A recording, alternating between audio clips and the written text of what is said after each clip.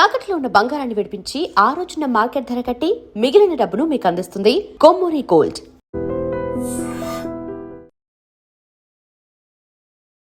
మీరు అన్నట్టుగా ఓట్ చోరీ మాత్రం జరగలేదు, సీట్ చోరీ కూడా జరిగింది. దాదాపుగా 100 సీట్లను మీరు కొట్టేశారు, కొల్లగొట్టారు. ఇప్పటికీ నేను రాజీనామా చెయ్యను అనే మాట మమతా బెనర్జీ చెప్తున్నారు. భారత రాజ్యాంగం మీద విశ్వాసం లేని వాళ్ళు, అంబేద్కర్ గారిని గౌరవించిన వాళ్ళు, ప్రజలని గౌరవించిన వాళ్ళు ఏదైనా మాట్లాడతారు. భారత రాజ్యాంగము, సంస్థలు, చట్టాలు ఇవన్నీ చూస్తూ ఊరుకోలేవు కదా కవిత గారు. ఎవరి పని వాళ్ళు చేస్తూనే ఉంటారు. అయితే తన పోటీ అనేది బీజేపీతో కాదు, ఎలక్షన్ కమిషన్ తోనే అనేటువంటి మాట ముందు నుంచి చెప్పిండ్రు, ఇప్పుడు కూడా అదే చెప్తున్నారు. ఎలక్షన్ కమిషన్ ఆడలేక మధ్యలో ఓడింది అన్నట్టు మీకు చేతగాక. ఒక ఆడబిడ్డను రేపు చేసి చంపితే ఎఫ్ఐఆర్ చేసి దోషులను అరెస్ట్ చేయడం చేతగా నువ్వు ఇయ్యాలు వచ్చి డెమోక్రసీ గురించి, ఎలక్షన్ కమిషన్ గురించి మాట్లాడితే ఎట్లుంటుంది? దయ్యాలు వేదాలు వాళ్ళు ఇచ్చినట్టు. తుమ్మల నాగేశ్వరరావు ఇదే మాట అన్నాడు. గతంలో ఫర్టిలైజర్స్ ఇవ్వలేదు, కేంద్రం వివక్ష చూపించింది. ఇప్పుడు కూడా పంట కొనుగోలుకి సంబంధించి కేంద్రం అస్సలు సహకరించట్లేదు, కుట్రపూరితంగా ఉంది, మేం కొంటున్నాం. ఎప్పుడు వస్తారో చర్చకు అడుగు. గణాంకాలు తీసుకొని ఎప్పుడు చర్చకు వస్తారో చెప్పుకోండి. వాళ్ళ చేతిలో అధికారం ఉంది, వాళ్ళు బాగా డబ్బులు ఫీడింగ్ ఇస్తున్నారు కాబట్టి మీడియా వాళ్ళు చెప్పిందే రాస్తే చూపెడుతుంది. ఏ లెక్కలు తీసుకొని వస్తాడో రమ్మని అంటున్నారు.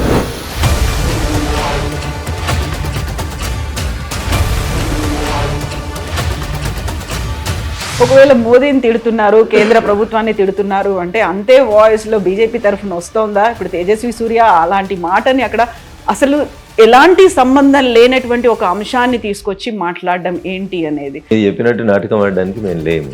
ఓకేనా? ఒక ఓటు 2 రాష్ట్రాల్లోని కాకినాడలో తీర్మానం చేసింది 1998లో భారతీయ జనతా పార్టీ. ఆ రోజు మీరు ఎవరు జై తెలంగాణ అనే స్పృహ లేని వాళ్ళు మీరంతా. మీకు తెలంగాణ అంటే తెలియదు ఆ రోజు. ఈ చంద్రశేఖరరావు అన్నట్టు ఆయన వర్గంలో మంత్రి పదవి రాలేదని బయటకు వచ్చినోడు. ఓటు దాటినాక ఒకటి, ఓటు దాటే కంటే ముందు ఇంకోటి, ఏది పడితే అది మాట్లాడితే ఎట్లా కవిత గారు? బీజేపీ లేకుండా తెలంగాణ వచ్చిందా?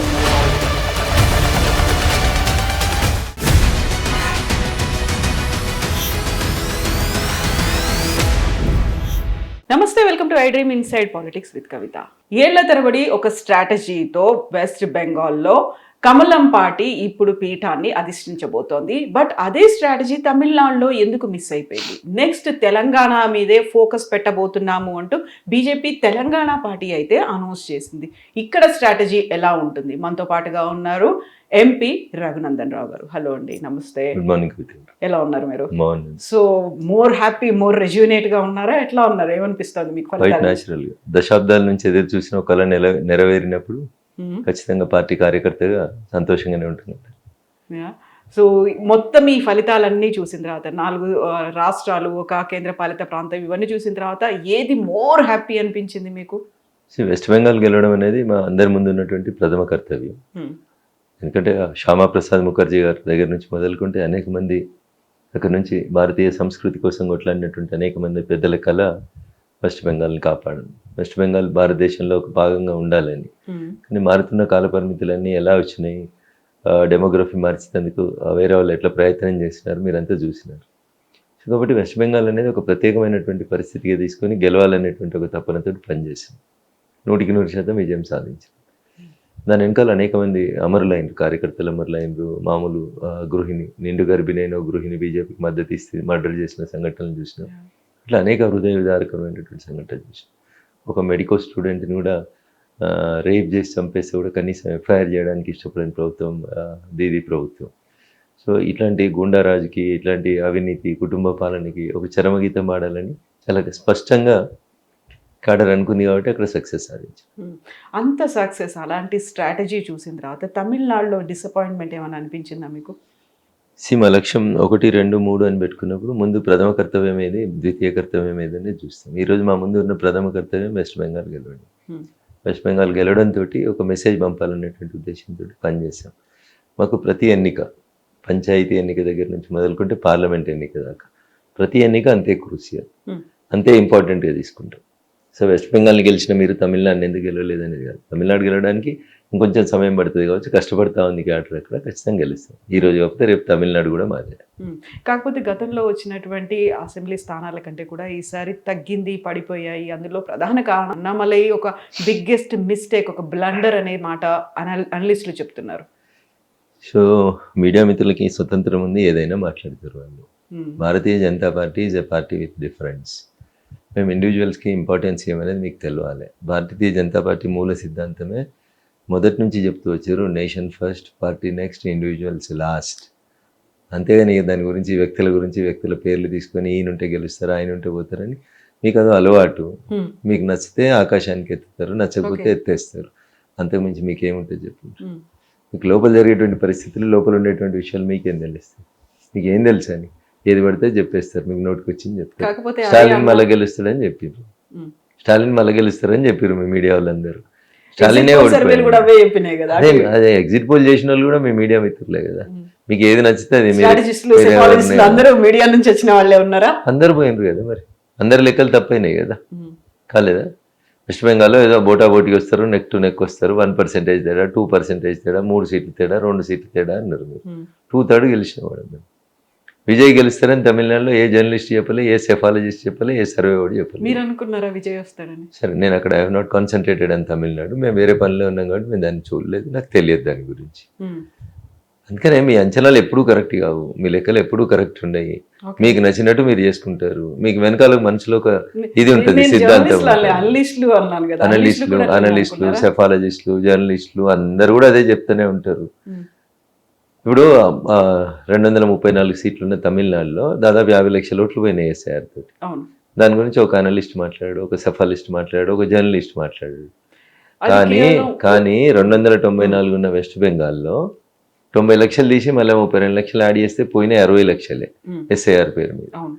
దానికి వెస్ట్ బెంగాల్లో ఓట్లు తీసి గెలిచింది అంటాడు ఒక అనలిస్ట్ టీవీలో కూర్చొని. ఎందుకంటాడు? వాడు ఎక్కడో నక్సలైట్ బ్యాక్గ్రౌండ్ వాడు, ఎర్ర జెండా బ్యాక్గ్రౌండ్ వాడు ఉంటాడు, వానికి బతుకుదేరు అవసరం కదా. అందుకని వాడు ఆ జెండా మార్చుకొని, కండువా మార్చుకొని వచ్చి ఇలా అనలిస్ట్ అని, జర్నలిస్ట్ అని, సెఫాలజిస్ట్ అని పేరు మార్చుకొని మమ్మల్ని తిట్టేందుకు టీవీలోకి వస్తారు. టీవీ కూడా మమ్మల్ని తిట్టాడు ఒకటి కావాలి కాబట్టి వాళ్ళని ఎంకరేజ్ చేస్తాం. ఎందుకు మిమ్మల్ని టార్గెట్ ఎందుకు చేస్తున్నారు? మీరు మొత్తం సాఫ్రనైజేషన్ చేస్తున్నారు, మిగతా పార్టీలన్నిటిని తీసేసే ప్రయత్నాల్లో ఉన్నారని కదా. ఏ చెట్టుకైతే కాయలు ఉంటాయో ఆ చెట్టు మీదనే రాళ్ళు పడతాయి. మేము బలంగా ఉన్నాం, బలంగా కనబడతా ఉన్నాం, అందుకని రాళ్ళు వేస్తారు మీరు. అంతకంటే ఎక్కువ ఏముంటుంది? అన్ని పార్టీలను ఇష్టం అయితే మరి విజయ్ పార్టీ ఎట్లా గెలుస్తుంది? అది సరికొత్తగా వచ్చిన పార్టీ, అంచనా వేయలేకపోయింది అనేది. మా అంచనాలు లేదనే తప్పు. మీరు అట్లా మాట్లాడొద్దు. మాకుండే అంచనాలు 100% మాకుంటాయి. మీరు మాకు అంచనా లేదనడం మాత్రం తప్పు. సో మీరు అన్నట్టుగా ఓట్ చోరీ మాత్రం జరగలేదు, సీట్ చోరీ కూడా జరిగింది. దాదాపుగా 100 సీట్లను మీరు కొట్టేశారు, కొల్లగొట్టారు. ఇప్పటికి నేను రాజీనామా చెయ్యను అనే మాట మమతా బెనర్జీ చెప్తున్నారు. భారత రాజ్యాంగం మీద విశ్వాసం లేని వాళ్ళు, అంబేద్కర్ గారిని గౌరవించిన వాళ్ళు, ప్రజలని గౌరవించిన వాళ్ళు ఏదైనా మాట్లాడతారు. కానీ ఒక రాష్ట్ర ప్రభుత్వానికి ఎన్నికలు జరిగినాయి, అసెంబ్లీ రద్దు అయింది. ఇంకా మీరు ముఖ్యమంత్రిని, నేనే ముఖ్యమంత్రిని, నేను రాజీనామా చేయని మాట్లాడితే దానికి ఏమర్థం ఉంటుంది? కవిత గారు ఎట్లా తొలగియాలో అట్లా తొలగిస్తారు. ఏముంటుంది తల్లి? ప్రజలే నిన్ను వద్దని తొలగించినారు, 2/3 మెజారిటీ ఇచ్చినారు భారతీయ జనతా పార్టీకి. ఇంకా నువ్వు ఆ కుర్చీని పట్టుకొని వేలాడుతా అంటే భారత రాజ్యాంగము, సంస్థలు, చట్టాలు ఇవన్నీ చూస్తూ ఊరుకోలేవు కదా కవిత గారు. ఎవరి పని వాళ్ళు చేస్తూనే ఉంటారు. అయితే తన పోటీ అనేది బీజేపీతో కాదు, ఎలక్షన్ కమిషన్ తోనే అనేటువంటి మాట ముందు నుంచి చెప్పిండ్రు, ఇప్పుడు కూడా అదే చెప్తున్నారు. ఎలక్షన్ కమిషన్ ఆడలేక మధ్యలో ఓడింది అన్నట్టు మీకు చేతగాక. ఒక ఆడబిడ్డను రేపు చేసి చంపితే ఎఫ్ఐఆర్ చేసి దోషులను అరెస్ట్ చేయడం చేతగా నువ్వు ఇయ్యాలు వచ్చి డెమోక్రసీ గురించి, ఎలక్షన్ కమిషన్ గురించి మాట్లాడితే ఎట్లుంటుంది? దయ్యాలు వేదాలు వాళ్ళు ఇచ్చినట్టు ఉంటుంది. ఏ సంఘటన జరిగింది? వెస్ట్ బెంగాల్లో జరిగిన అరాచకాలు ఏంటి? గూండాగర్ది ఎంత? జై శ్రీరామాన్ని అననీయవా? రాముడు నడయాడిన ఈ నేల మీద రాముని పేరు ఎత్తనీయవా? రాముని కంటే పెద్దదానివా? అట్లా అరిచి నీకంటే ముందు ఒక ఆయన ఢిల్లీలో అడ్రస్ లేకుండా పోయాడు. ఇప్పుడు నువ్వు పోయినావు. తమిళనాడులో అట్లే మాట్లాడిండు, కుర్రకుంక తెల్లదాడికి, దేవుళ్ళ గురించి, దేవాలయాల గురించి మాట్లాడిండు. అయ్యతో సహా 28 మంది మంత్రులకు అడ్రస్ లేకుండా పోయింది. సో అందుకని కర్మ. బట్ ఆయన గెలిచిండు, అలా కర్మ అంటున్నా. అలాగే ఇప్పుడు ఏం చేస్తాడు గెలిచి? ఏం చేయాలని అర్థం కాక తలబెట్టుకొని ఏడవడం మీద చేసేదేముంది అంటున్నా. పాపం మీకు దాకిందా, మీ కుటుంబానికి దాకిందా అని తాకుతుంది కదా. కర్మ రిటర్న్స్ అనేది అందుకనే చెప్తారు. హిందువులను ఎన్ని మాట్లాడినా ఏం కాదు, హిందూ దేవుళ్ళని అవమానపరిచినా ఏం కాదు, మేము హీరోలం అవుతాం అనుకునేటువంటి వెధవలందరికీ కూడా ఈ ఎన్నికల ఫలితాలు గుణపాఠం కావాలి. మాట్లాడేటప్పుడు నోరు దగ్గర పెట్టుకొని మాట్లాడాలి అనేటువంటి ఒక మెసేజ్ని ఇచ్చారు ప్రజలు. మధ్యలో ఏం చేయలేకపోవచ్చు. మిమ్మల్ని 5 సంవత్సరాల మధ్యలో మీరు మాట్లాడినప్పుడు మిమ్మల్ని దించే అధికారం ప్రజలకు లేకపోవచ్చు. But A day will come. ఆ డే వచ్చిన రోజు మిమ్మల్ని బండకేసి కొడతారు, అది గుర్తుపెట్టుకోరు. కొట్టిరు కదా ఇప్పుడు. అడ్రస్ లేడనుకున్న విజయ్, ఎవరు పట్టించుకొని విజయ్, ఏమవుతుంది విజయ్ తోటి అనుకున్న విజయ్ వీళ్ళు ఏం చేసిండో తమిళ రాజకీయాలను చూసిండు. మీరు ద్రవిడులం, మేము హిందీ మాట్లాడము, మాకు ఉత్తర భారతంతో సంబంధం లేదు, మాది సెపరేట్ దేశం అని అరుస్తే ఏం చేసిరు జనం మిమ్మల్ని? నేను ద్రవిడ రాజకీయాలు చెయ్యను అని చెప్పిన విజయ్ని గెలిపించారు ప్రజలు. అంటే ఏమర్థం చేసుకోవాలి వీళ్ళు? పార్లమెంట్లో 131వ రాజ్యాంగ సవరణ తీసుకొస్తే నల్లబట్టలు వేసుకొని నానా యాగి చేసి నల్ల చట్టాలు అని చెప్పారు, తగలబెట్టారు. ఏమవుతుంది వాళ్ళతో? అల్టిమేట్గా 5 సంవత్సరాలకు జనం ముందుకు రావాల్సిందే కదా. తప్పు చేసినప్పుడు పనిష్మెంట్ ప్రజలు ఎట్లా ఇస్తారో కనబడ్డది కదా. వెస్ట్ బెంగాల్లో కనబడ్డది మీకు మహిళా బిల్లుని అడ్డుకుంటే ఫలితం, తమిళనాడులో కనబడ్డది మహిళా బిల్లుని అడ్డుకుంటే ఫలితం, తప్పకుండా కనబడుతుంది.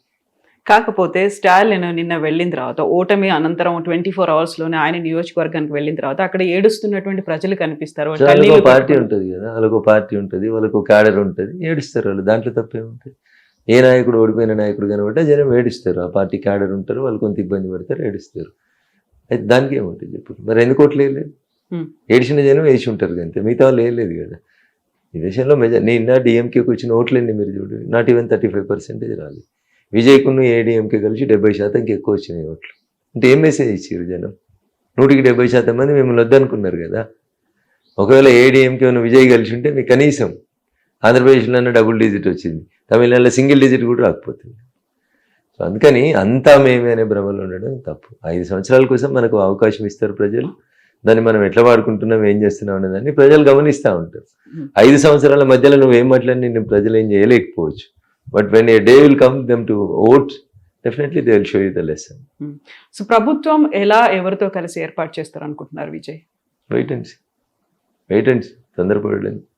మాకు తొందరపడాల్సినటువంటి అవసరం లేదు. ఓకే. అతను తెలుగు కలవాడైతే మైనార్టీలో ఉన్న ప్రభుత్వం 5 ఏళ్ళు బాగా నడవాలనుకుంటే అప్పుల పాలైనటువంటి తమిళ రాష్ట్రానికి ఆయన ఇచ్చిన హామీలన్నీ నెరవేరాలంటే కేంద్రంతో సఖ్యత లేకపోతే ఎట్లా నడుస్తుంది? పెట్టుకుంటాడని మేము అనుకుంటున్నాం, ఆయన ఇష్టం, అది ఆయన విఘ్నత. ఓకే. సో నడవాలి, అన్ని సక్రమంగా ఉండాలి, బడ్జెట్లు రావాలి, ఇవన్నీ అంటే అనివార్య పరిస్థితి ఏమైనా ఉందా? కేంద్రంతో సఖ్యత ఉండాలి, లేకుంటే బీజేపీతో పొత్తుండాలి అనేది ఏమన్నా? ఇప్పుడు కాంగ్రెస్ తెలంగాణని పాలిస్తుంది, కర్ణాటకని పాలిస్తుంది, ఇస్తలేమా డబ్బులు? ఇస్తలేమంటున్నా. కొత్తగా వచ్చినావు, నీకు అడ్మినిస్ట్రేషన్ తెలియదు, ఎలా పాలించాలో తెలియదు, కాబట్టి అనుభవం ఉన్న పార్టీ కేంద్రంలో అధికారంలో ఉన్న పార్టీతో కలిసిపోతే మీ పార్టీకి బాగుంటుంది అనేది నేను చెప్తా ఉన్నాను. ఇద్దరిని కాంగ్రెస్నికి వెళ్ళి, ముగ్గురిని ఇంకో దగ్గరికి వెళ్ళి, ఇద్దరిని ఇంకో దగ్గరికి వెళ్ళి ఇచ్చి, వచ్చినోనికల్లా మంత్రి పదవి ఇచ్చి ఈ సంతుష్టీకరణ రాజకీయాలు ఎన్ని రోజులు చేయగలుగుతాడో కొత్త ముఖ్యమంత్రి? రాజకీయాలకు కొత్తగా వచ్చిన ఆయన చేయలేడు అంటున్నా. అందుకని if you're so matured politician you can definitely handle it. But the situation is khichdi తయారు చేసుకున్నారు అనుకోండి, ప్రతి ఒక్కరు బెదిరిస్తాడు, నాకు ఇది చేయి, నాకు ఇది చేయి, నాకు ఇది చేయి అని. చేయలేనప్పుడు ప్రభుత్వాలు కూలిపోతాయి. అది ఉండొద్దు అని విజయ్కి నేను చెప్పదలుచుకున్నాను. సో డిఎంకేనేమో పొలిటికల్గా డిస్టెన్స్ అనేది ఉంటుంది, ఏఐడిఎంకేతో ఏమో ఇంటెలెక్చువల్గా ఉండేటువంటి డిఫరెన్సెస్ అనేవి ఉంటాయని విజయ్ తన క్యాంపెయినింగ్లో చెప్పుకున్నారు. కాబట్టి వీళ్ళు కాకుండా ఎవరైతే అందుబాటులో ఉన్నారో, ఎవరైతే వచ్చి మేము ఫామ్ చేస్తామని రెడీగా ఉన్నారు, we congratulate him, we bless him. బాగా నడపాలని, ప్రజలు ఇచ్చిన తీర్పును గౌరవించాలని, మంచిగా ముందుకు పోవాలని, 5 సంవత్సరాలు తమిళనాడుకి ఒక కొత్త శకాన్ని ఆరంభించాలని నేను విజయ్ గారిని మనస్ఫూర్తిగా అభినందిస్తా ఉన్నాను. ఓకే.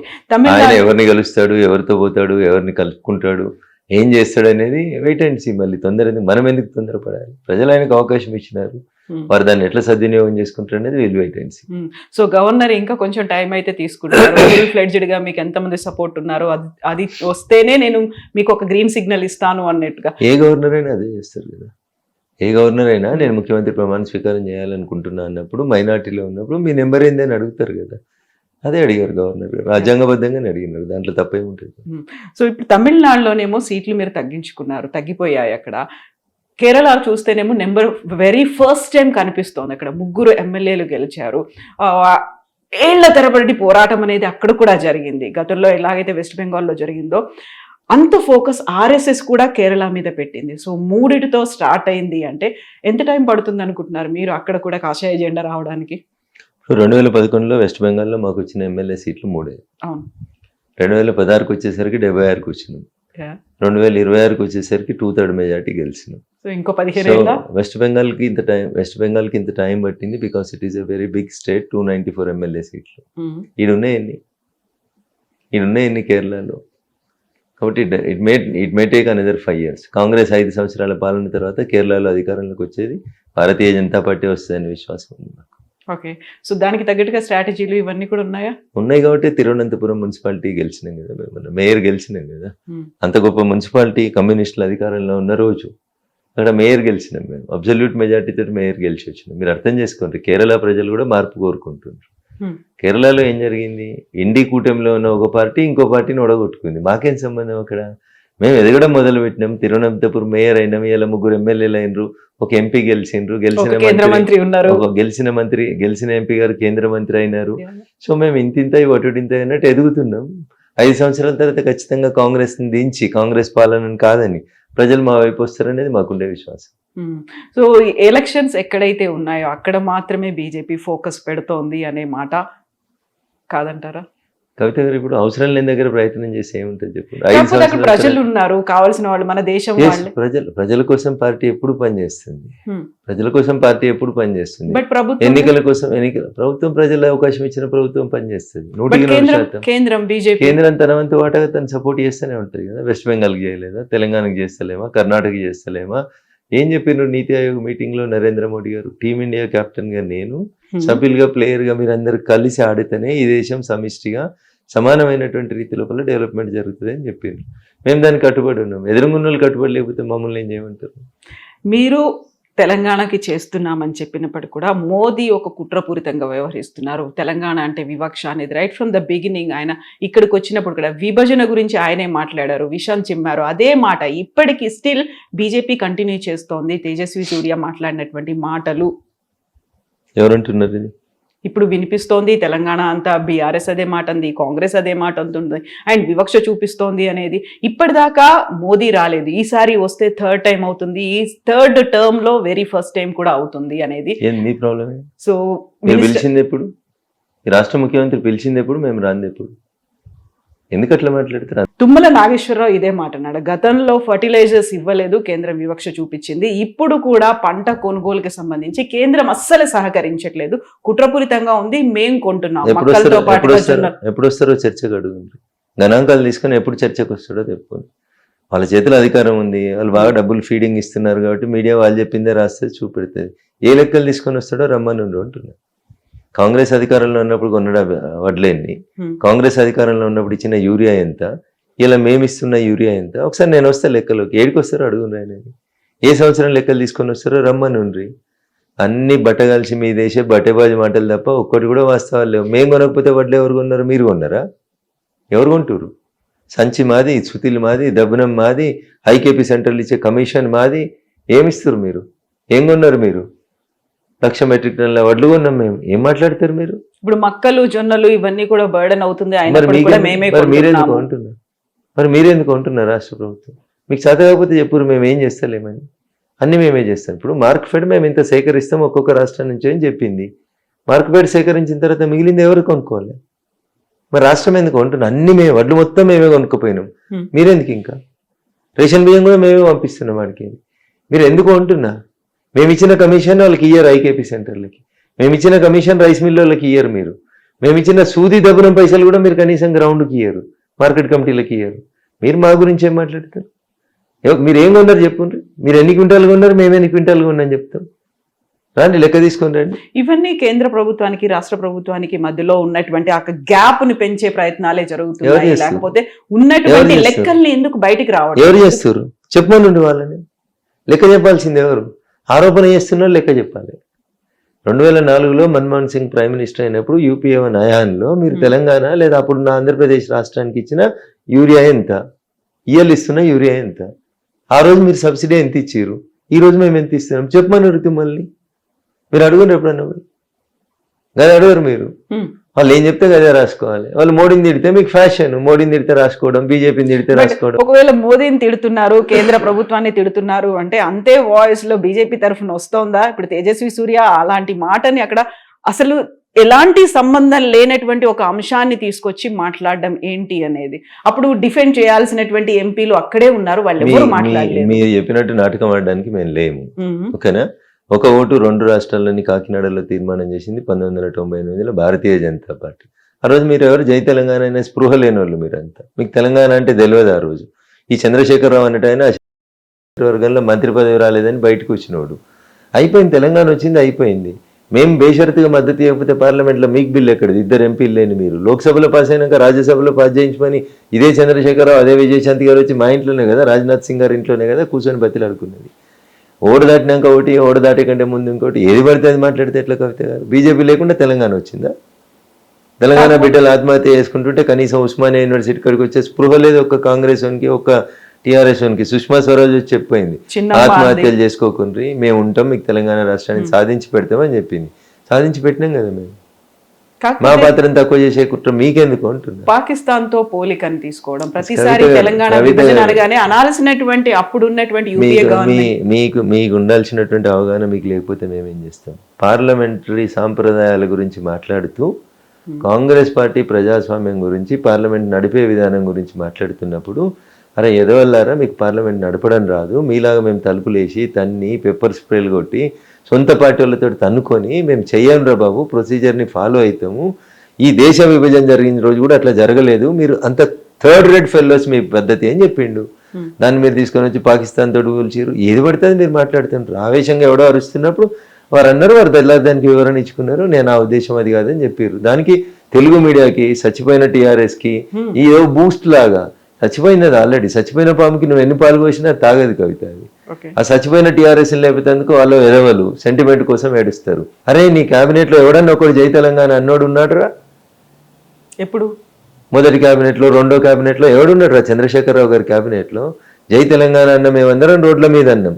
మమ్మల్ని కట్టెపెట్టుకొని కొట్టిన దానం నాగేందర్ నల్లద్దాలు పెట్టుకొని మీ టీఆర్ఎస్ కండువా కప్పుకొని సిగ్గు లేకుండా మీ పక్కన కూర్చుంటాడు. ఇలా మీరు ఓడిపోతే మళ్ళీ అదే నల్లద్దాలు పెట్టుకొని పోయి అవతల కాంగ్రెస్ కండువా వేసుకొని మీ మీదనే పోటీ చేస్తాడు. మీరు మనుషులేనా అసలు? మీరు టికెట్లు ఎవరికి ఇచ్చిర్రు? మీరు మంత్రి పదవి ఎవరికి ఇచ్చిర్రు? ఎవరికి ఇచ్చిర్రు? ఎవరైనా ఒక్కడు జై తెలంగాణ అన్నోడు ఉన్నాడు ఆ క్యాబినెట్ లో? చదువు పేర్లు, చదువు అంటున్న పేర్లు అప్పుడున్న వాళ్ళందరూ అప్పుడు లేడు. ఎవరు తలసాని శ్రీనివాస్ యాదవ్, ఎవరు కడియం శ్రీహరి, ఎవరు వీళ్ళంతా? ఎవరు తాటికొండ రాజయ్య? ఎవరు? కాంగ్రెస్లోకి వెళ్ళి రిజైన్ చేసి కొద్ది రోజుల ముందు జాయిన్ అయిన ఆయన కదా. జై తెలంగాణ అన్న వాళ్ళు ఒక్కరిని తీసుకొచ్చింది చూపెట్టుర్రి, ఒక్కరికి మంత్రి పదవి ఇచ్చింది చెప్పుర్రి. తలసాని శ్రీనివాస్ యాదవ్ జై తెలంగాణ అన్నాడు. అయినాడన తెలంగాణ ఉద్యమం నడుస్తుంటే తెలుగుదేశం కండువా వేసుకొని హైదరాబాద్లో తిరగనీయ నిన్ను తంత అని చెప్పిండు. కడియం శ్రీహరి అంటాడు, వాడు నా కాలిగోటికి సరిపోడు అన్నాడు స్టేషన్ కన్పూర్కి ఉప ఎన్నిక జరుగుతుంటే. ఎర్రబెల్లి దయాకరావు ఏమన్నాడు చంద్రశేఖరరావుని ఉద్దేశించి? మీకు సిగ్గు లేకపోతే తెలంగాణ సమాజాన్ని తీసుకొస్తే ఎట్లా? ఎవడు మీ క్యాబినెట్లో ఒక్కడన్నా జై తెలంగాణ అన్నోడు ఉన్నాడా? అని తెలంగాణ అంటే అర్థం తెలిసినోడు ఉన్నాడా? ఎవరు? ఇంద్రకరణ్ రెడ్డి జై తెలంగాణ అన్నాడా? తుమ్మల నాగేశ్వరరావు జై తెలంగాణ అన్నాడా? కడియం శ్రీహరి జై తెలంగాణ అన్నాడా? ఎవరన్నారు? తలసాని శ్రీనివాస్ యాదవ్ జై తెలంగాణ అన్నాడా? మంత్రి మల్లారెడ్డి జై తెలంగాణ అన్నాడా? జోకర్ గాళ్ళని, బఫూన్ గాళ్ళని పైసలు తీసుకొని ఇష్టారాజ్యంగా అమ్ముకున్న వాళ్ళు మీరు తెలంగాణ గురించి మాట్లాడతారా? మీరు మీ కడుపు నొత్తే మేమందరం తెలంగాణ అనాలనా? శ్రీకాంతాచారి తల్లికి ఎమ్మెల్సీ తెలియలేను నువ్వు మాట్లాడతావా జై తెలంగాణ గురించి? నీదో పార్టీ, నీదో సిద్ధాంతం, నువ్వు ఒక లెక్క మాట్లాడతావు. ఎన్ని రాజ్యసభలు అమ్ముకున్నావు? ఎవడు? జోగినిపల్లి సంతోష్ ఎందుకు ఇస్తావు రాజ్యసభ? ఎవడు? హెటరోడ్రగ్స్ పార్థసారథి రెడ్డి తెలంగాణకి ఆయనకి ఏం సంబంధం? ఎవరు అంటూ నీ దొంగలంతా? ఎవరు? కేశవరావు ఎవడు? సార్లు ఎట్లా రెన్యువల్ అవుతుంది టీఆర్ఎస్? ఎవరు అంటున్నారు వీళ్ళంతా? ఎవరికి ఇచ్చిన మేయర్? ఎవరు? విజయలక్ష్మి రెడ్డి జై తెలంగాణ అని తిరిగిందా? మీరేమో ఒక్క మా ఎంపీ గారు దానికి వివరణ ఇచ్చిన తర్వాత పాకిస్తాన్ తోటి పోల్చిరు. జై తెలంగాణ అంటే తన్నినోళ్ళకి ఇచ్చారు మంత్రి పదవులు. ఆయన మాట్లాడుతున్నప్పుడు 8 మంది బీజేపీ ఎంపీలు ఉన్నారు, 2 కేంద్ర మంత్రులు ఉన్నారు, వాళ్ళెవరూ అడ్డు చెప్పలేదు, ఓన్లీ కాంగ్రెస్కి చెందినటువంటి ఒక 2 మాత్రమే అడ్డు చెప్పారు, ఆ పని కూడా చెయ్యలేదు అనే మాట కాంగ్రెస్ అంటోంది. బీఆర్ఎస్ మా వాళ్ళు ఉంటే మేము వాయిస్ వినిపించేవాళ్ళం, మా వాళ్ళు లేని లోటు తెలిసింది ఈ రోజు అనే మాట. రఘునందన్ రావు కంటే ఎక్కువ ఎవడరా జై తెలంగాణ అనేది? ఎన్నడూ కేటీఆర్ నువ్వు తెలంగాణకి? మేము 2001లో జలదృశ్యానికి సున్నమేసిన వాళ్ళం. మీ అయ్యే పార్టీ పెడితే అది గెలవది సావదని చెప్పి అమెరికాలో ఉద్యోగం చేసుకున్నావు నువ్వు నీ చెల్లె. తమాషా చేస్తారు. అయ్యే వారసత్వంకి వెళ్ళొచ్చి ఇలా తమాషాలు చేసుకుంటా నాలాంటి వాళ్ళని చంపి నువ్వు మా జై తెలంగాణ అన్నోని. ఎన్నడొచ్చినావు నువ్వు తెలంగాణకి? మేము కదా జలదృశ్యానికి సున్నమేసిన వాళ్ళు 2001లో ఉన్న వాళ్ళం. ఎవరిని 2001 నుంచి ఉన్న వాళ్ళని కాపాడింది? మీ వాళ్ళు ఉంటారు. ఎవరుంటారు మీ వాళ్ళు? ఎట్లా వస్తారో చూస్తాం మేము, ఏడికి వస్తారో కూడా చూస్తాం మేము. మీ వాళ్ళు ఏంది? మీ వాళ్ళు మీరంతా పైసలు, పెట్టుబడిదారులు, వ్యాపారస్తులు. ఇంకా మీకు తెలంగాణ హక్కు, దాని గురించి తెలంగాణ మాది. ఆడబుట్టినావు నువ్వు, ఆడబెరిగినావు, ఎవరి గురించి మాట్లాడుతున్నావు? మేము కదా జై తెలంగాణ వాళ్ళం. చచ్చిపోయిన 1200 కుటుంబాలకు ఏం చేసింది నీ కుటుంబం? నీ ప్రభుత్వం ఏం చేసింది 10 ఏళ్ళల్లో? వీళ్ళట జై తెలంగాణ అనట. ఏం జై తెలంగాణ? ఏమైనా వద్దన్నాడు కదా జై తెలంగాణ అనే పేరు తీసి పారేసి బీఆర్ఎస్ అనేటి దేశం అంతా తిరిగిరు కదా. నీ తలతిక మాటలు మాట్లాడి తలతిక దేశాలు వేసుకోవద్దు అట్లా. లిమిట్లో ఉంటే వాళ్ళ ఆరోగ్యానికి మంచిది. ఓకే, అడిగిన ఒక ప్రశ్నకు సమాధానం చెప్పమన్నారు. రమ్మన్నూరు ఎవడో మాట్లాడేటోడు ఏం చేసిరు వాళ్ళు తెలంగాణకి? నేను మాట్లాడతా. రమ్మన్నూరు అంటున్నా, ఒక్కనికన్నా జై తెలంగాణ అనొస్తుందా? తెలంగాణలో ఉన్న జిల్లాలేందో చెప్పొస్తుందా వాళ్ళకి? ఏం చెప్పొస్తుంది వాళ్ళకి? ఏం అవగాహన ఉంది వాళ్ళకి తెలంగాణ మీద? 100 కోట్లు ఇచ్చుకుంటే మంత్రి పదవులు కొనుక్కున్న, దొంగలకు సద్దులు కట్టి దొంగలకు రాజ్యసభలు అమ్ముకున్న టీఆర్ఎస్ పార్టీ 10 ఏళ్లలో ఒక్కరోజు తెలంగాణ కోసం పనిచేయని టీఆర్ఎస్ నాయకులు వీళ్ళు వచ్చి మాకు చెప్తారా ఈ రోజు? ఏడుంది మీ దగ్గర నీతి? ఏడుంది మీ దగ్గర సిద్ధాంతం? రండి, నేను అడుగుతా, మీ ఎమ్మెల్యేలు ఎవరు? మీ ఎమ్మెల్సీలు ఎవరు? మీ రాజ్యసభ సభ్యులు ఎవరు? ఎవరికి ఎంత అమ్మీరు? ఎన్ని మీ ఆస్తులు ఎన్ని? ఇవి మాట్లాడితే కడుపు నొస్తుంది, మీకు నొస్తుంది, వాళ్ళకి నొస్తుంది. ఏం చేయమంటారు? ఇదే మాటలు కవిత కూడా ఉంటుంది. అందుకే తెలంగాణ రక్షణ సేన అనే మాట టీఆర్ఎస్ నాకే రాసి పెట్టుంది అని ఉంది. కొత్త పార్టీ, పాత పేరు. ఆమె గురించి ఎంత తక్కువ మాట్లాడుకుంటే అంత మంచిది. ఎందుకట్లా? అది వాళ్ళు చూసుకుంటున్నారు. ఆస్తి పంపకం, అది అన్న చెల్లెళ్ళ పంపకం, రాజకీయ వారసత్వం పంపకం, అయ్యే తర్వాత నాకే ముఖ్యమంత్రి కావాలనేది చెల్లె పదవి, చెల్లె ఆశ. ఆమె చెప్తానే ఉంది, ఇవాళ కాకపోతే రేపైనా ముఖ్యమంత్రి అవుతా అని. పదవుల కోసం కొట్లాడేటోళ్ళు వాళ్ళు, తెలంగాణ కోసం కొట్లాడేటోళ్ళు కాదు. అందుకనే వాళ్ళ గురించి మనం మాట్లాడదు. నువ్వెందుకు తీసుకున్నావు ఎమ్మెల్సీ పదవి? శంకరమ్మకి ఎందుకు ఇవ్వలేదు?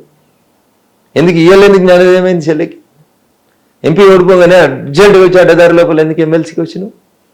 నాయన తప్పు చేస్తున్నాం, మరి మనం శంకరమ్మకి ఇవ్వాలని ఎందుకు చెప్పలే? ఇవాళ నీకు బహుజనవాదం, బీసీవాదం, మహిళావాదం ఇవన్నీ ఎందుకు ఆదుకొస్తున్నాయి చెల్లె? పాంచజన్యం ఏంటి అవన్నీ? ఎవడో రాసిస్తే మంచి కనబడుతున్నాయి కాబట్టి మాట్లాడుకుంటూ పోతుంటారు. జనం 2 సార్లు చెప్పారు బుద్ధి, అయినా మీకు బుద్ధి రాకపోతే ఎవడేం చేస్తారు? సో కొత్తగా వచ్చినటువంటి పార్టీ మీకేం పోటీ అనిపించట్లేదా? తను ఇప్పుడు కవితక్క కాదు, కవితమ్మ లాగా అమ్మ పిల్లల గురించి ఏం ఆలోచించాలో, ఏం చేయాలో అవన్నీ నేను చేస్తాను అని చెప్తోంది. 3 పూటలు బిర్యానీ తిన్నాడు వచ్చి నీకు రేపు భోజనం పెడతా అన్నట్టున్నది. నాకు ఇప్పుడు ఆకలి అవుతుంది అంటే రేపు భోజనం పెడతా అని చెప్తున్నారు వీళ్ళంతా. ఇయ్యాలటి భోజనం గురించి మాట్లాడుండ్రి. 10 ఏళ్ళు పూలే విగ్రహం పెట్టకపోతే నువ్వు ఏం చేసినావు? మీ నాయనతో ఎన్నిసార్లు కొట్లాడినావు చెప్పు? అసెంబ్లీలో పూలే విగ్రహం పెట్టాలని ఇయ్యాల తిరుగుతుంది ఈమె. 10 ఏళ్ళు అధికారంలో ఉన్నప్పుడు ఏం చేసినావు? పూలే విగ్రహం పెట్టాలనే ఆలోచన మీ నాయనకు నీకు ఎందుకు రాలేదు? ఇయ్యలేం సామాజిక తెలంగాణ, ఇయ్యలేం బహుజన తెలంగాణ, నీ కొలువుతే సామాజిక తెలంగాణ. ఎందుకు శంకరమ్మకి ఎందుకు ఇయ్యలే ఎమ్మెల్సీ? ఎవరు? సురేష్ రెడ్డి ఎవరు? టీఆర్ఎస్ పార్టీకి వెళ్ళి కాంగ్రెస్ పార్టీ కండువా కప్పుకుంటే రాజశేఖర రెడ్డి గారు ముఖ్యమంత్రి ఉన్నప్పుడు స్పీకర్గా వ్యవహరించి 4 సంవత్సరాల 9 నెలలు సాగదీసి ఆ పిటిషన్లని 4 రోజులైతే అసెంబ్లీ అయిపోతుందనగా కాంగ్రెస్ పార్టీకి అనుకూలంగా జడ్జిమెంట్ ఇచ్చిన కేఆర్ సురేష్ రెడ్డి గారు ఇలా మీ పార్టీ తరఫుకెళ్ళి రాజ్యసభ సభ్యుడు అవుతాడు. అవునా? కె కేశవరావు గారికి 2 సార్లు ఇస్తావు రాజ్యసభ. నీకు పొద్దుగల టైంకు గోళీలు వేసే జోగినిపల్లి సంతోష్ అనేటువంటి రాజ్యసభ ఇస్తావు. పట్టపగలు నడి రోడ్డు మీద పెట్రోల్ పోసుకొని జై తెలంగాణ అని చచ్చిపోతూ దవాఖానలో మేమందరం పోతే అన్న నేను చచ్చిపోతున్నా నాకు తెలుస్తుంది, తెలంగాణ వచ్చేదాకా కొట్లాడు అని మాట్లాడిన శ్రీకాంతాచారి తల్లికి కనీసం ఎమ్మెల్సీ పదవి ఇవ్వడం చేత కాదు వీళ్ళకి. వీళ్ళు వచ్చి శుద్ధులు చెప్తారు ఇలా మాకు బీజేపీలకు అర్హత లేదు, మీకుందా అర్హత? అసలు మీరు ఎవరు అంటున్నారు? తెలంగాణ పేరు మీద పత్తు దోసుకున్న వాళ్ళు, మీరు వ్యాపారం చేసిన వాళ్ళు. You don't have any legal stand or moral stand to speak something against Telangana. అందుకేనా నెక్స్ట్ మేమే వస్తాం, బీఆర్ఎస్ ని రానివ్వము, ఎంపీలు ఎట్లా వస్తారో చూస్తారు అన్నది? నేను మళ్ళీ చెప్తాను మీకు, టీఆర్ఎస్ వద్దనుకున్నది వాళ్ళు, దాన్ని బీఆర్ఎస్గా మార్చుకున్నది వాళ్ళు. దానికి ప్రజలు ఇచ్చిన response CRS compulsory retirement skip ఇచ్చి ఇక వద్దురా బాబు మీ 10 ఏళ్ళు బాగా దోసుకున్నారని రెస్ట్ ఇచ్చిండ్రు. ఏమన్నా జనంలోకి వచ్చిండా కేసీఆర్ ఓడిపోయిన తర్వాత? జగిత్యాల్లో ఉన్న మాట ఎప్పుడన్నా జనాన్ని కలిసిరా? జమ చేసుకున్న జనానికి వచ్చి మైక్ నాది నేను చెప్పిన మీడియాకి అడ్వర్టైజ్మెంట్ ఇచ్చిన కాబట్టి అన్నిట్లో లైవ్ వస్తుంది కాబట్టి మాట్లాడిపోయినాక అంతే. ఏముంది అందులో అంటున్నా? నువ్వు ఎన్నో జనాన్ని కలిసినావు అంటున్నా ఓడిపోయినాక. నీకు వచ్చి చెప్పిన జనమే వాడు. నీ ఫామ్ హౌస్ గేట్లు ఎవరికి తెరుచుకుంటున్నాయి? ఏ జనానికి తెరుచుకుంటున్నాయి చెప్పు? నువ్వు ఏ జనంతో మాట్లాడినావు? నీకు భజన వేసేటోళ్ళతోటే కదా. కనీసం ఫామ్ హౌస్లో పనిచేసేటోళ్ళని అడిగినా చెప్తారు. నువ్వు 10 ఏళ్ళు ఏం తప్పులు చేసినావు వాళ్ళు చెప్తారు కదా పొలంలో పనిచేసేటోళ్ళు. ఏ జనం మాట్లాడిరు కేసీఆర్ తోటి? మీరు మాట్లాడిరా? ఓడిపోయినాక మీకు కలిసిండా కేసీఆర్ అంటే? ఆయన 2.5 ఏళ్ళు అయింది. ఓడిపోయిన తర్వాత కేసీఆర్ అనేట ఆయన గజవల్ ఏదన్నా ఊరికి వచ్చిందా? ప్రజల్ని కలిసిందా? మామకు మంచిగా లేదు అల్లుడు 10 బస్సులు పెట్టి అందరిని నొలుకుపోయి వరుస కాలు మొక్కించి మీడియాని మేనేజ్ చేసి అవే ఈవెంట్ చూపించారు తప్ప ఓడిపోయినాక మీరు జనాన్ని వచ్చి కలిసిందన్నాడు అంటున్నా. ఎందుకు మళ్ళీ టీఆర్ఎస్కి అవకాశం ఎందుకు ఇస్తారు? ఏమున్నదని ఇస్తారు? మీ బిడ్డ అడిగిన ప్రశ్నలకు సమాధానం చెప్పుర్రి. కాళేశ్వరంలో అవినీతి చేసిరు అంటుంది, నీ పక్కన గుంట నక్కలు ఉన్నాయో అన్నారు, దానికి సమాధానం చెప్పుర్రి. కేటీఆర్ వాడేవానికి ఏం తెలియదని చెప్పి గంజిలి ఏం తీసినట్టు తీసి పారేసింది, దానికి సమాధానం చెప్పు. నన్నెందుకు అడుగుతారు? నన్నెందుకు నానోరు ఎందుకు ఖరాబ్ చేస్తారు మీరు? చెల్లె తిట్టిన తిట్లకు సమాధానం అన్నం చెప్పమనుండ్రి, అయ్యని చెప్పమనుండ్రి. అసలు నువ్వు మనిషివే కాదు మర మనిషివే అని చెప్పింది. ఇక అంతకంటే దారుణంగా ఇంకేం పాడవుతుంది? అది తండ్రిని అనలేదు, ఒక పార్టీ అధ్యక్షుడిని అన్నాను అనే మాట కూడా తనే సమర్థించుకోవడానికి నేను కూడా సమర్థించుకుంటాను. రేపు మళ్ళీ మీరు వచ్చి అడిగితే నేను కూడా బాగా సమర్థించుకోగలుగుతాను. సమర్థించుకోవడం వేరు, వాస్తవాలు వేరు. మెకానికల్ లైఫ్ కాకపోతే కేసీఆర్ గారు లైఫ్ ఏంది? నేను అదే అడుగుతున్నా. జనాన్ని ఎప్పుడు కలుస్తారు కేసీఆర్ గారు అంటున్నా. జనాన్ని విడిచిపెట్టారు, ఎమ్మెల్యేలు ఎప్పుడు కలుస్తారు చెప్పురు, అసెంబ్లీకి ఎప్పుడు వస్తారు? 6 నెలలకు ఒకసారి సంతకం పెట్టకపోతే సభ్యత్వం పోతుంది కాబట్టి, గవర్నర్ ప్రసంగం తర్వాత సభ వాయిదా పడుతుంది కాబట్టి వచ్చి సంతకం పెట్టి సపరేకి వెళ్ళిపోతున్నారు. సభ నడిచినప్పుడు వచ్చింది ఎప్పుడు? ప్రతిపక్ష నాయకునిగా సమస్యల గురించి మాట్లాడింది ఎప్పుడు? బావ బొమ్మ వచ్చిందని బామ్మర్ది పోతాడు, పోతే బామ్మర్ది బొమ్మ వచ్చిందని బావ పోతారు. ఇద్దరి దగ్గర సంపాదించుకున్న పైసలు ఉన్నాయి కాబట్టి ఇంత మీడియాతో పెట్టి రాయించుకుంటుంటారు అంతే. అంతకుమించి వాళ్ళు చేసిన పోరాటాలు ఏంది, వాళ్ళు చేసిన ఉద్యమాలు ఏంది? ఇప్పుడు ప్రజలు ఫీల్ అవుతున్నారు, బాధపడుతున్నారు. 2.5 ఏళ్ళైంది, ఎందుకు ఓడించాము ఈ ప్రభుత్వం? మీకు చెప్పింది ఎవరన్నా ఉన్నారా కవిత గారు? కేసీఆర్ జగిత్యాల్లో అన్నారు. కేసీఆర్ గారు అవసరం కోసం 100 అబద్ధాలు ఆడతాడు, అధికారంలోకి రావడం కోసం దళితుని ముఖ్యమంత్రి చేస్తా అన్నాడు. చేసిండా? 10 ఏళ్ళలో చేసిండా అంటున్నా. 10 మంది దళితుల్ని మంత్రుల్ని చేసిండా? రాజాయని మంత్రి చేస్తే రాత్రి వీకేసిండు. ఏం చేసిండు సార్ దళితులకి? ఆయన ఆడిన అబద్ధాలు ఎవడన్నా ఆడతాడా? సచార కమిటీ నివేదికను అమలు చేస్తాం, చేసినవా? జనాభాలో సగం ఉన్నారు మహిళలు, ఒక్క మంత్రి పదవి ఇచ్చినవా నీ క్యాబినెట్లో? 2వ క్యాబినెట్లు ఇచ్చినావు, ఎవరికి ఇచ్చినావు? పక్క పార్టీకి వెళ్ళి తెచ్చుకున్న వాళ్ళకి ఇచ్చినావు తప్ప నీతోటి జై తెలంగాణ ఉన్న వాళ్ళకి ఎవరికి ఇవ్వలే కదా నువ్వు. ఎవరు నీ మంత్రులు? ఒకసారి గుండె మీద చేసుకుని ఆలోచించుకోరు. మా మీడియా మిత్రులు కూడా వాళ్ళు కూడా ఆలోచించుకోవాలి. జై తెలంగాణతో పాటుగా జై శ్రీరామ్ అనే నినాదాలు. జై శ్రీరామ్ అంటే డబ్బులు ఏమన్నా పైనుంచి ఊడిపడతాయా అనే మాట మంత్రి కొండా సురేఖ. జై తెలంగాణ అంటే ఊడిపడతాయా? జై సోనియా అంటే ఊడిపడతాయా? మాట్లాడేటప్పుడు ఏం మాట్లాడుతున్నావు, ఎట్లా మాట్లాడుతున్నావు అనేది ఆలోచించుకొని మాట్లాడుకోవాలి. అధికారంలో ఉన్నాం కదా ఏది పడితే అది మాట్లాడితే నేను జై శ్రీరామ్ అననీయా అన్నది ఎవరు? దీది. ఇవాళ ఏడున్నది దీది? ఇంకో 2 రోజుల తర్వాత ఏడుంటో చూడు అంటున్నా. ఏం చేస్తారు? ఏమవుతుంది? ఏమైతే చేస్తారు, మాజీ సీఎం అవుతుంది. మేము బర్తరఫ్ చేసేది ఏంది? గవర్నర్ బర్తరఫ్ చేస్తారు, ఆ తర్వాత దాన్ని మాజీ సీఎం చేయాల్సిన అవసరమే లేదు. కొత్త ప్రభుత్వం, కొత్త ముఖ్యమంత్రి ప్రమాణ స్వీకారం చేస్తారు, కొత్త అసెంబ్లీ నడుస్తూనే ఉంటుంది. అసెంబ్లీ డిజాల్వ్ అయినాక ముఖ్యమంత్రి ఎక్కడ ఉంటాడు? ఇంకా ఆమె గురించి చేసేది నేను కాదు చేయాల్సింది, నేను కాదు మాట్లాడాల్సింది. అంటే చెప్పాలి సమాధానం. ఇప్పుడు అడుగుతారు, ఏ డాక్టర్ మీదనైతే అత్యాచారం చేస్తే నువ్వు కనీసం ఎఫ్ఐఆర్ చేయలేదో ఆ తల్లి చెప్పింది. రేపు భవిష్యత్తులో మీరు నాకు అధికారం ఇస్తే జుట్టు బట్టి ఈడ్చుకొచ్చి కొడతా అసెంబ్లీలోంచి అని చెప్పింది. రేపు ఆమెకు సమాధానం చెప్పు అసెంబ్లీలో. బహుశా అందుకనే అనుకుంటా ప్రజలు అసెంబ్లీకి పోతే అట్లా కొడతారని ఉద్దేశం పోతే అది కూడా ఇవ్వలేదు ఆమెకు అవకాశం. పాపం నేను చెప్పాల్సిన అవసరం లేదు, మేము బీజేపీలో మాట్లాడాల్సిన అవసరం లేదు. అక్కడ జనం ఓట్లేస్తే గెలిచిన వాళ్ళే మాట్లాడతారు. రేపు సమాధానం చెప్పు ఒక్కొక్క ప్రశ్నకి. జై శ్రీరామ్ అననీయవా? ఇప్పుడు ఏమంటావు? ఇప్పుడు జై శ్రీరామ్ ఇంటి ముందుకు వచ్చి గంట కొట్టి మరీ చెప్తాం. ఏం చేస్తాం? జై శ్రీరామ్ అంటే బీజేపీ ఆదుకుంటుందా లేకపోతే కేంద్రం ఆదుకుంటుందా ఏంటి అసలు? ఏంది? కొండా సురేఖకి ఏం కావాలి అంటున్నా. మోదీ వస్తున్నారు, మోదీ వచ్చి ఏమి ఇస్తారు? మాకేం చెప్తున్నాం కదా, డబ్బు రావట్లేదు. ఆమెకు తెలియాల్సింది ఏంటంటే వాళ్ళ వరంగల్కి ఎయిర్పోర్ట్ మేమే ఇస్తున్నాం. ఆమెకు తెలియాలి. 2 గంటలు ఈడ్చుకుంటూ ఇటుకెళ్ళి వరంగల్ ఓడి పోతుంది అక్క. నీకు యాదికుంచుకో, వరంగల్ ఎయిర్పోర్ట్ మేము ఇస్తున్నాం అంటున్నా. ఎందుకు వేయలే మీ కాంగ్రెస్ 60 ఏళ్ళకోలే? వరంగల్కి ఎయిర్పోర్ట్ ఎందుకు వేయలే? మేము ఇస్తున్నాం ఇలా వరంగల్కి ఎయిర్పోర్టు. చాలాదా నీకు? వరంగల్కి టెక్స్టైల్ పార్క్ ఇస్తున్నాం 900 పైచీలు కోట్లు పెట్టి. ఇందిరమ్మ పేరు పెట్టుకుంటలేము మేమాడ, ప్రధానమంత్రి టెక్స్టైల్ పార్క్ అని పెట్టుకుంటున్నామాడ. ఇది మా పనితీరు. మీ పనితీరు ఏంది? అక్కడ నువ్వు రోజు పోతావు కదా, వెనకటికి నువ్వు పోతే ఎన్ని గంటలు పడుతున్నా వరంగల్కి, ఇలా పోతే ఎన్ని గంటలు పడుతుంది? ఆ రోడ్ ఎవరేసిర్రు? మోడీ ఇవ్వకపోతే ఎవరిచ్చిర్రు అంటున్నా. వరంగల్ని అమృత్ సిటీ కింద డెవలప్ చేస్తుంది ఎవరు? మేం కదా. వరంగల్ మున్సిపల్ కార్పొరేషన్కి పైసలు మాయి కావా? ఏం చెప్పమంటారు వాళ్ళకి తెలియక మాట్లాడతారా, తెలిసి మాట్లాడతారా? తెలియకుండా ఏది పడుతుంది మాట్లాడితే ఎట్లుకుంటారు? మేము జై శ్రీరామ్ అనాల్సిన సందర్భంలో బరాబర్ అంటాం, పని చేయాల్సిన సందర్భంలో బరాబర్ పని చేస్తున్నాం. ఏం పని చేయలేదు చెప్పండి. నేను అడుగుతున్నాను, వరంగల్ అమృత్ సిటీ చేసినాం, మేము అధికారంలో లేము, మా ఎమ్మెల్యే లేడు, ఎంపీ లేడు, చేయలేదా? ఇలా హైదరాబాద్ నుంచి కొండా సురేఖ గారు బంజారా హిల్స్కి వెళ్ళి బయలుదేరి వరంగల్కి పోయే రోడ్డు మేము వేసినాం. భారతీయ జనతా పార్టీ నరేంద్ర మోడీ గారి నాయకత్వంలో కేంద్ర ప్రభుత్వం, ఎన్డీఏ ప్రభుత్వం వేసిన రోడ్డు మీద పోతుంది అక్క. జై శ్రీరామన్లో వేసిరు మరి ఆడ రోడ్డు. రేపు వచ్చి ఓపెన్ చేసే టెక్స్టైల్ పార్క్ కూడా మేము ఇస్తున్న పైసలే. 4 రోజులకు ఓపెన్ అయ్యే ఎయిర్పోర్ట్కి కూడా పైసలు మేమే ఇస్తా ఉన్నాం. భూమి సేకరించడం చేత కాక మీరు 2 ఏళ్లకు ఆపుతా ఉంటే మేము ఎయిర్పోర్ట్ శాంక్షన్ చేసి ముందుకు వస్తా ఉన్నాం. ఈ అక్క కనబడకపోతే నేనేం చేస్తా? సో ఇప్పుడు మోదీ వచ్చిన తర్వాత ఓన్లీ కేవలం ఆ శంకుస్థాపనలు లేకుంటే ఓపెనింగ్స్ ఇవి మాత్రమే ఉంటాయా? కావాల్సినటువంటి నిధులు, వివక్ష, ఇప్పటిదాకా కొనుగోళ్లకు సంబంధించి, పంటకు సంబంధించి వీటన్నిటి కూడా ఉన్నటువంటివి అనౌన్స్మెంట్స్ ఏమైనా ఉంటాయా? నేను అదే చెప్తా ఉన్నా, ఆలోచన లేకుండా అర్థరహితంగా ఏది పడితే మాట్లాడిన వాళ్ళకి సమాధానం చెప్పాల్సిన అవసరం మాకు లేదు. ఏనుగు పోతుంటే కుక్కలు చాలా మరుగుతాయి, ప్రతి కుక్కకు సమాధానం చెప్పాల్సిన అవసరం లేదు.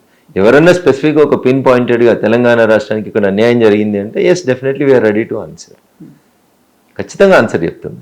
నెక్స్ట్ టార్గెట్ తెలంగాణ అనే అటు టార్గెట్లు ఈర్గెట్లు పెద్ద పెద్ద పదాలు మీడియా ఎందుకు పడుతుందో నాకు తెలియదు. ఇదే మాట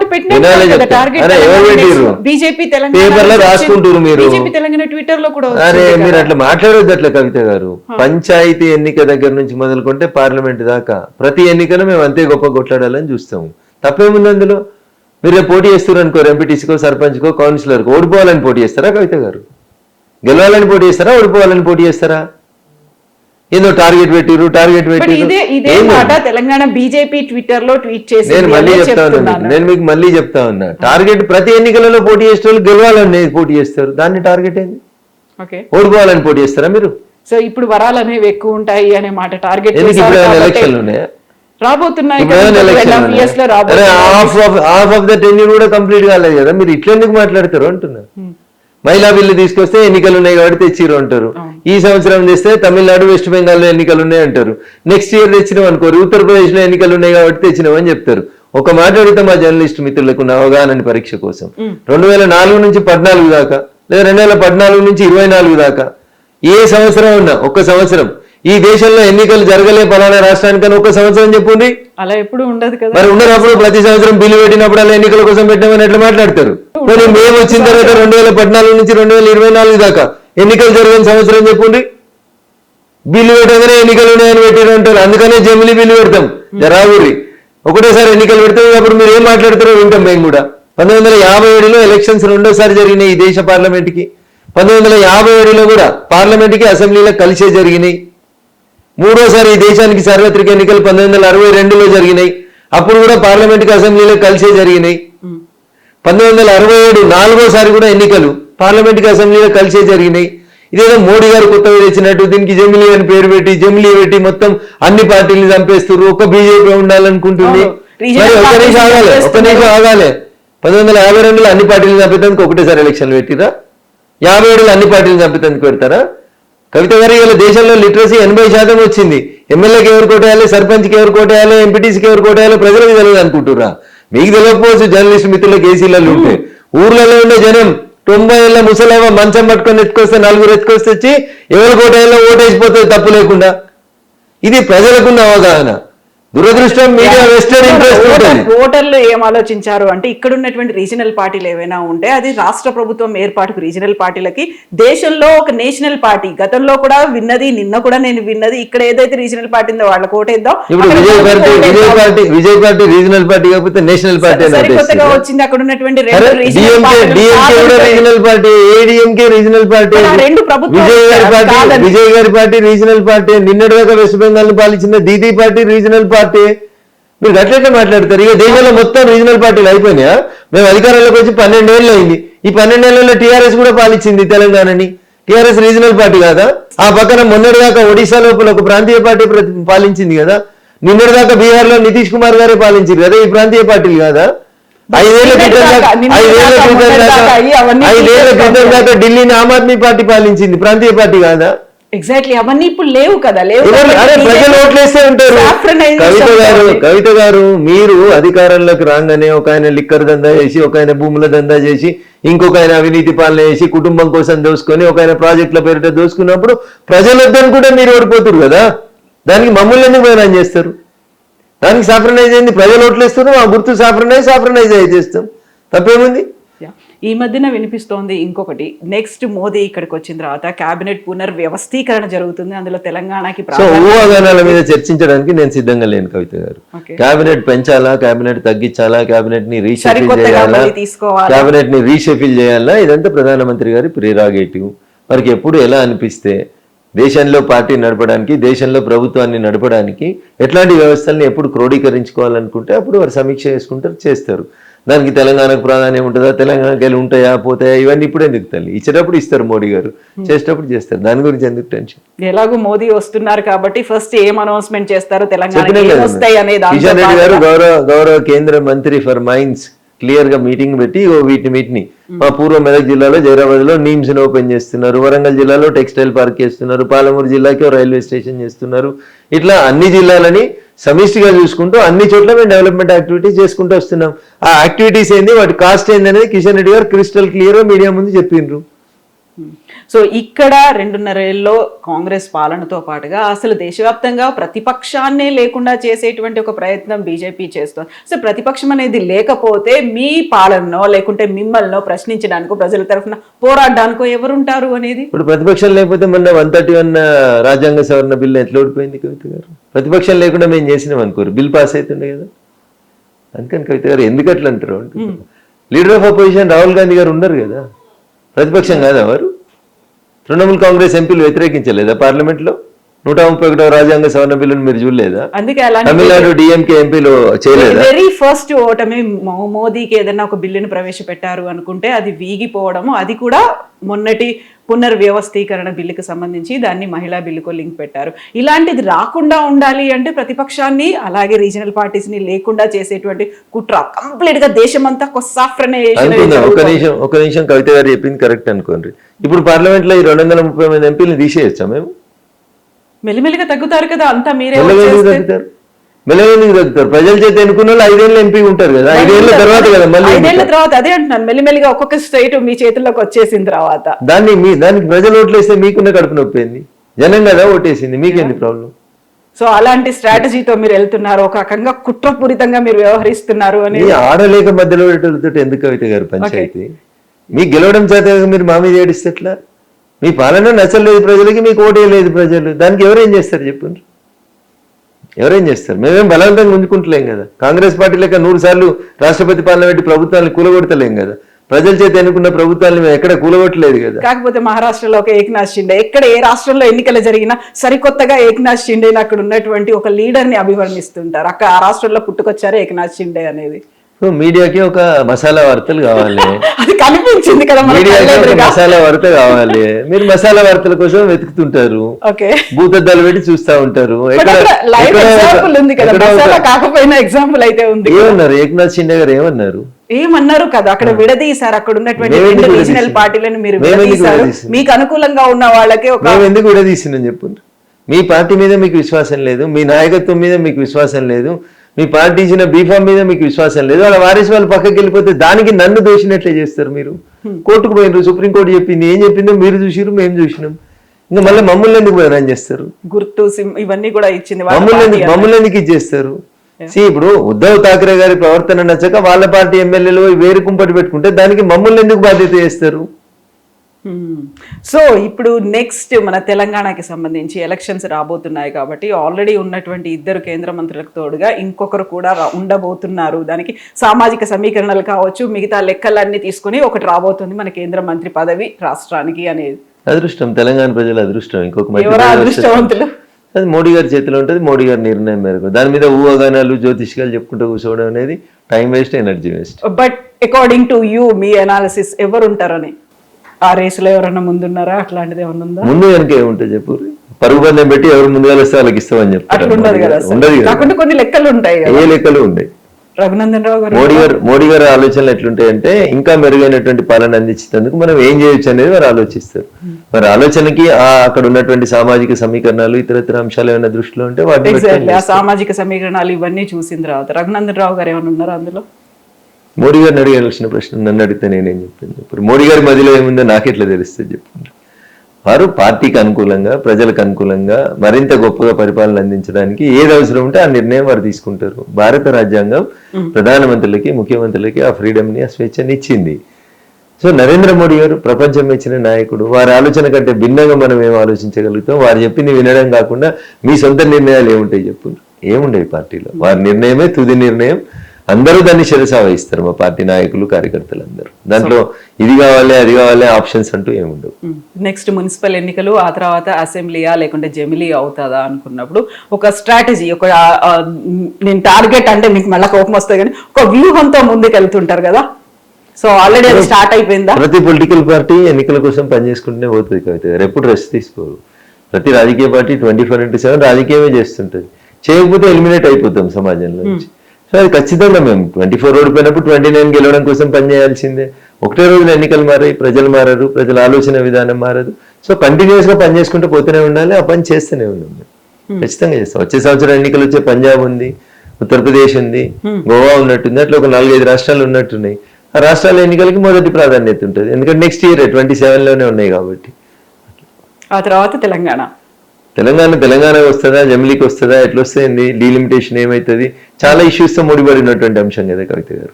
అందుకని వెయిట్ అండ్ సీ. సో వీటితో పాటుగానే ఇప్పుడు గతంలో రేవంత్ రెడ్డి కూడా ఒక మాట అన్నారు.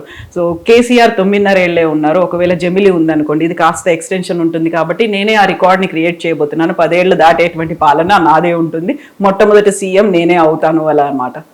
సో జమిలీ ఎన్నికలు వస్తాయా, మహిళా రిజర్వేషన్ వస్తుందా, డీలిమిటేషన్ వస్తుందా, ఎన్నికలు ఎప్పుడు జరుగుతాయనే అంశాల గురించి క్లారిటీ రాకుండా తొందరపడి ఒక కోయిల ముందే కూస్తే దానికి ఎవరేం చేయలేరు.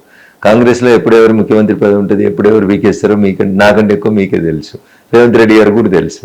కాబట్టి నేనేం మాట్లాడదలుచుకోలేదు, జస్ట్ వెయిట్ అండ్ సీ అని చెప్తాను. But all appreciations to CM Revanth Reddy for winning on Kerala అనేది ఒకటి వస్తుంది కదా. మరి తమిళనాడు ఏమైంది? తమిళనాడులో తను తీసుకోలేదు, కేరళకే వెళ్ళారు, క్యాంపెయిన్ చేశారు, నీకు టైం అయిపోయింది నువ్వు వెళ్ళిపో అనేటువంటి మాట డైరెక్ట్ చెప్పారు. రేవంత్ రెడ్డి పోకున్నా, కవిత గారు కాలు పెట్టుకున్నా, కేరళ లోపల ప్రతి 5 సంవత్సరాలకు ఒకసారి పార్టీని మారుస్తారు, గవర్నెన్స్ ని మారుస్తారు. ఆడికి పోయాడు మీరు అంతా మీరే చేసినట్టు మీరు మాట్లాడుకుంటే దానికి ప్రజలు నవ్వుతారు తప్ప ఇంకొకటి ఏం లేదు అక్కడ. కేరళ ఎవ్రీ 5 years గవర్నమెంట్ మారుతుంది. పోయినసారి మార్చుకోలేదు, ఈసారి మార్చుకోరు 10 years తర్వాత. దానికి నేనే మార్చిన, నా వల్లనే మార్పు జరిగిందని ఎవరైనా క్లెయిమ్ చేసుకుంటే అది. ఆయన మాత్రం రాహుల్ గాంధీకి, సోనియా గాంధీకి కూడా క్రెడిట్ ఉంది, వాళ్ళ వల్లే ఇక్కడ కేరళ గెలుచుకున్నాం అనే మాట అయితే చెప్పారు ఆయన. అయితే వాళ్ళ పార్టీ అంతర్గత వారికి ఏం అవసరాలు ఉన్నాయో వాళ్ళ పార్టీ హైకమాండ్ తోటి వారు అట్లా మాట్లాడకపోతే ఎట్లా మాట్లాడతారు. So next target Telangana, maybe not now, ఒక 1 year తర్వాత అయినా. ఎప్పుడు ఎన్నికలు వచ్చినా ప్రతి బూత్ గెలవాలని కొట్లాడతాం. తెలంగాణ గెలవాలని కోరుకుంటారు కార్యకర్తలు అందరూ కూడా మనస్ఫూర్తి కోరుకుంటున్నారు.